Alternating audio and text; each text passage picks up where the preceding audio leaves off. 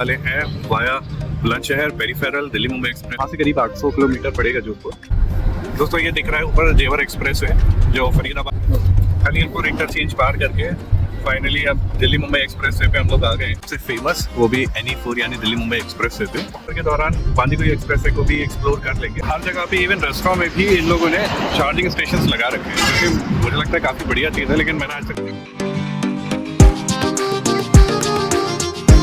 आते आते और हम लोगों ने अपने होटल में चेक इन कर लिया है।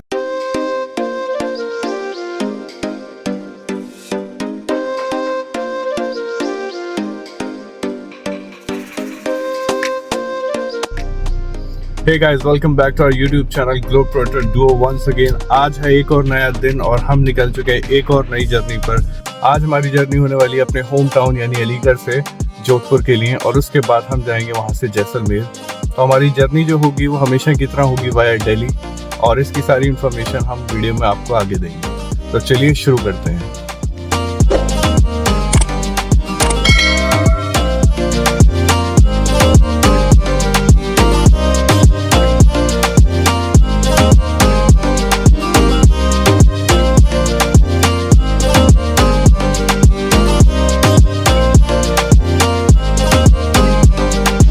तो अभी तो चल रहा है फिलिंग का टाइम। इसके बाद हम लोग यहाँ से सीधा पहुँचने वाले हैं अपने GT रोड। तो हम लोग आज निकलने वाले हैं via Bulandshahr peripheral Delhi Mumbai express से। तो जैसे हमारी सक्सेसफुल ट्रिप रही थी पुणे की, उसी तरीके से हम लोग इस ट्रिप को भी कंप्लीट करने की कोशिश करेंगे और काफ़ी हद तक सेम रूट लेंगे। इस बार हम जो बांदीकुई से जो हम लोग कट लेने वाले हैं जयपुर के पास, उसके बाद से हम जाएंगे वहाँ से अजमेर, और अजमेर के बाद से हम लोग वहाँ से जो कट लेने वाले हैं वो है ब्यावर का। तो ब्यावर से हम लोग फिर सीधे जोधपुर पहुँचेंगे। फिलिंग हो गई है, हम लोगों ने डीजल पड़वा लिया है ऑलरेडी, और यहाँ से पड़वाने के बाद हम थोड़ा सा हवा और चेक करवा लें, सीधा निकल जाएंगे अपने हाईवे पर। और एक्सपेक्टेड टाइम है यहाँ से करीब 800 किलोमीटर पड़ेगा जोधपुर, और उसके बाद नेक्स्ट डे हम लोगों को जैसलमेर भी जाना है। तो अभी ट्रिप का डिसाइडेड नहीं है कि एग्जैक्टली हम लोग मतलब जोधपुर के बाद जैसलमेर नेक्स्ट डे निकलेंगे या नहीं, या फिर वहीं घूमने वाले हैं। तो ये हम आगे डिसाइड करेंगे रास्ते में।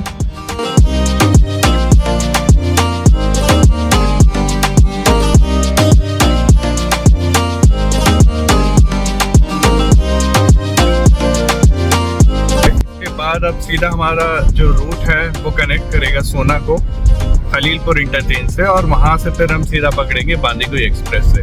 मौसम की अगर बात की जाए तो बढ़िया है मौसम, आज इतना ज़्यादा फॉग नहीं है, और मुझे लगता है कि आज थोड़ी सी स्पीड मेंटेन करना इजी हो जाएगा।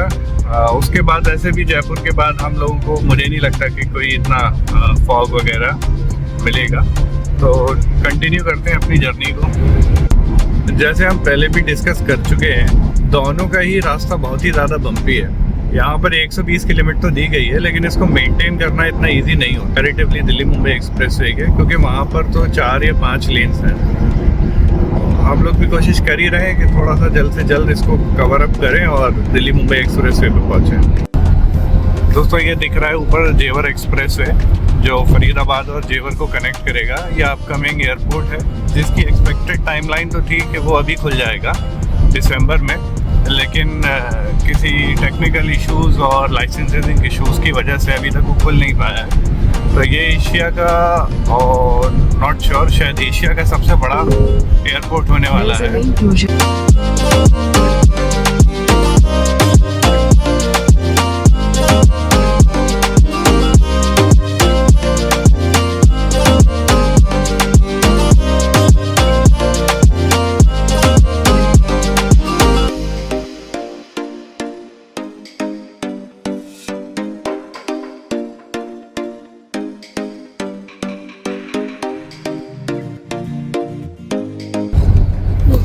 खलीलपुर इंटरचेंज पार करके फाइनली अब दिल्ली मुंबई एक्सप्रेस वे पे हम लोग आ गए। यहाँ से हमारा कट है 81 किलोमीटर बाद बांदीकुई एक्सप्रेस वे पे। तो कंडीशंस तो सब लोगों को वैसे ही पता है, पेरीफेरल एक्सप्रेस वे की हमेशा तो कुछ ना कुछ काम चलता रहता है, लेकिन विजिबिलिटी अच्छी होने की वजह से हम लोगों ने उसको कवर कर लिया। घर से निकले हुए ऑलमोस्ट 2 घंटे से ज़्यादा, 2.5 घंटे हो गए हैं। और बांदीकुई एक्सप्रेस से पहुंचने में अभी 81 किलोमीटर और है, तो करीब हमें 40-45 मिनट और लगेंगे। और अगर फॉग की बात करूं तो मतलब आप कैसा मौसम हो रहा है, ऐसी विजिबिलिटी का तो खासा इशू है नहीं, लेकिन हम लोग सोच रहे हैं एक हम बीच में ब्रेक ले लें और उसके बाद अपनी जर्नी को कंटिन्यू करें। दोस्तों दोपहर के बज गए हैं 1 और हम लोग रुके हैं एक शॉर्ट ब्रेक के लिए। हम लोगों ने चूज़ किया है ये वाला स्टॉप और आप लोग देख के पहचान ही गए होंगे कि ये है मैकडोनल्ड्स, सबसे फेमस, वो भी NE4 यानी दिल्ली मुंबई एक्सप्रेस वे पे। यहाँ से आपको दिख नहीं रहा होगा लेकिन पीछे अरावलीज हैं और इसीलिए जब मौसम बेहतर होता है और AQI थोड़ी बेटर होती है, इतना स्मॉग नहीं होता, तो ये और भी ज़्यादा खूबसूरत लगता है। ये अरावली और उसके सामने मैकडोनल्ड्स, और ये अब स्टारबक्स भी खुल ही गया है और हल्दीराम्स भी है उधर। मशरूम ब्रेक हो गया है कंप्लीट और अच्छी खासी ठंड है, थोड़ी सी बारिश आप देख सकते हैं। तो जा रहा हूँ अपने कार में दोबारा से और फिर आप सीधे कंटिन्यू करेंगे जर्नी। हम लोगों ने लंच तो नहीं किया क्योंकि we already have packed lunch. इसके बाद हम सीधा अपना रूट को कंटिन्यू करेंगे और अच्छी खासी ठंड हुई यार, मेरे से एकदम कान बुरी तरीके से ठंडे हो गए। वॉशरूम की मैं बात करूँ तो काफ़ी अच्छा वॉशरूम था, काफ़ी क्लीनलीनेस पे ध्यान दिया गया है और कंटिन्यू सफाई भी चलती रहती है। तो देखते हैं आगे ऐसे stop Delhi Mumbai express way पे मिलेंगे हमें या नहीं मिलेंगे। तो पुलिस उन्हें पकड़कर कोर्ट में पेश करती है। पेश कर देती है। दोस्तों कंटिन्यू हो गई अपनी जर्नी फिर से दिल्ली मुंबई एक्सप्रेस वे पे। एक शॉर्ट ब्रेक के बाद हम लोगों ने वापस से अपनी जर्नी रिज्यूम कर दी है और यहाँ पे थोड़ी सी बारिश स्टार्ट हो गई है, तो हो सकता है कि विजिबिलिटी में और इम्प्रूवमेंट आए थोड़ा। अभी हम लोगों को एस्टिमेटेड टाइम ऑफ अराइवल दिखा रहे हैं करीब रात को 9:30 बजे तक, बट जैसा हमारा हमेशा से एक्सपीरियंस रहा है कि हम बिफोर टाइम ही हमेशा पहुंच जाते हैं और कोशिश करेंगे कि ज़्यादा से ज़्यादा ट्रैफिक अवॉइड करें और मैक्सिमम हाईवेज ही लें।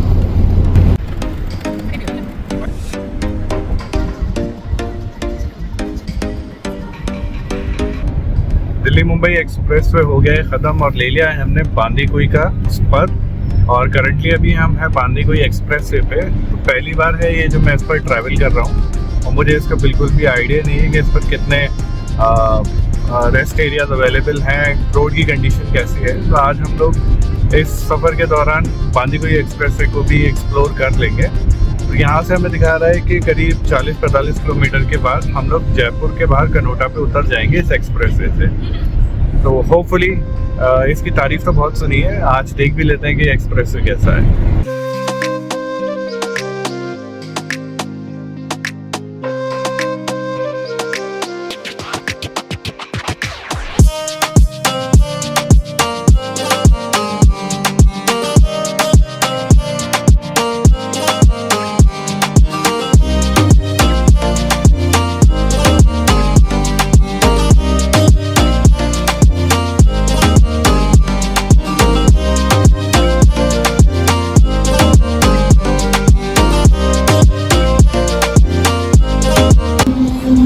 शाम के 4 बज गए हैं और हम रुक गए हैं एक और चाय ब्रेक के लिए।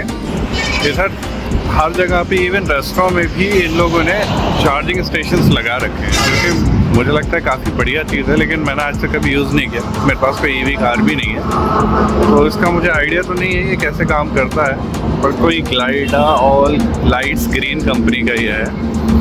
तो यहाँ पे बेस्ट है कि अगर आप खाना खा रहे हैं और खाना खाते हुए अपनी कार भी चार्ज हो जाएगी तो बहुत ही बढ़िया ऑप्शन है ये। तो 8 पर है हम लोग और अभी हम लोगों को 5 घंटे और दिखा रहा है, तो मैं एक्सपेक्टेड है कि 9 साढ़े 9 तक तो पहुंच ही जाएंगे।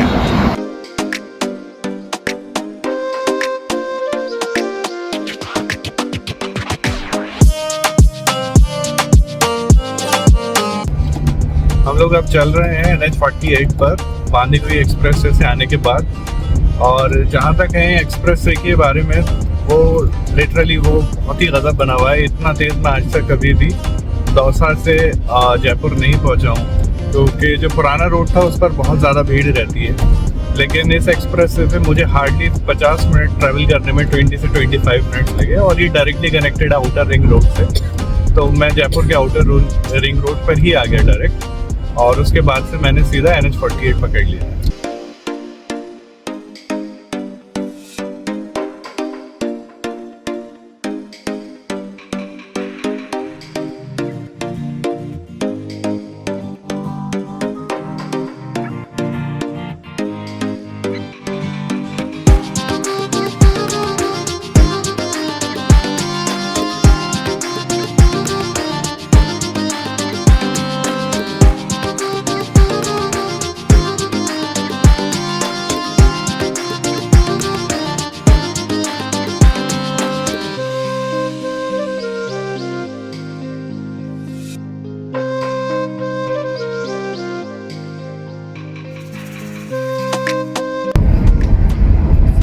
दोस्तों शाम के बज गए हैं 7 और अब सिर्फ जोधपुर रह गया है 100 किलोमीटर। हम लोगों ने एक्सपेक्ट किया था कि हम थोड़ा सा और जल्दी पहुंच जाएंगे, लेकिन कुछ स्टॉप्स लेने की वजह से हम आराम से चल रहे हैं। रोड कंडीशंस की बात करें तो जयपुर से लेके जोधपुर तक NH48 और NH25 दोनों ही बहुत अच्छे से बने हुए हैं और कहीं पर भी मतलब बहुत ज़्यादा रोड वर्क्स नहीं है। काफ़ी अच्छा मतलब रोड आपको मिल जाएगा जल्दी से जल्द ट्रैवल करने के लिए। और सिंस NH48 जो है वो 3 लेन भी हो गया है, तो इस वजह से वहाँ पर बार बार आपको ट्रक के बीच फंसना भी नहीं पड़ेगा। तो हम लोगों का होटल जो है वो बुक है एयरपोर्ट के पास। हमारा एक्सपेक्टेड टाइम खैर अभी भी सेम ही है, 9 साढ़े 9 बजे तक। तो देखते हैं कितनी देर और लगती है हम लोगों को पहुँचने में। दोस्तों रात के 8:30 बज गए हैं आते आते, और हम लोगों ने अपने होटल में चेक इन कर लिया है। और हम लोगों को ज़्यादा टाइम नहीं लगा क्योंकि रोड बहुत अच्छा था। इवन जब हम लोग NH48 से NH25 की तरफ मुड़े थे उसके बाद से रोड की कंडीशंस अच्छी थी और ट्रैफिक भी कम था, क्योंकि रात का समय है तो उस वक्त और भी भीड़ कम रहती है। दोस्तों रूम सेटअप हो गया है और मैंने शावर भी ले लिया है। काफ़ी ज़्यादा थकान हो गया रास्ते भर और हम नींद भी बहुत तेज़ आ रही है। कल का प्लान ये है कि हम लोग हो सकता है कल जैसलमेर निकलें, जोधपुर ना घूम के जैसलमेर निकलें, क्योंकि हम लोग सोच रहे हैं कि पहले दूर का रास्ता कवर कर लें। जैसलमेर में सैम ड्यून्स और जैसलमेर फोर्ट देखने का प्लान है। देखते हैं कल हम लोगों का क्या डिसीजन रहता है। अभी तक तो यही डिसाइडेड है कि कल जैसलमेर जाएंगे। तो ठीक है, इस व्लॉग को यहीं ख़त्म करते हैं। कल आपसे मिलेंगे एक नई वीडियो के साथ, एक नई सफ़र के साथ। Meanwhile please subscribe to our YouTube channel Globetrotter Duo. मिलते हैं आपसे कल।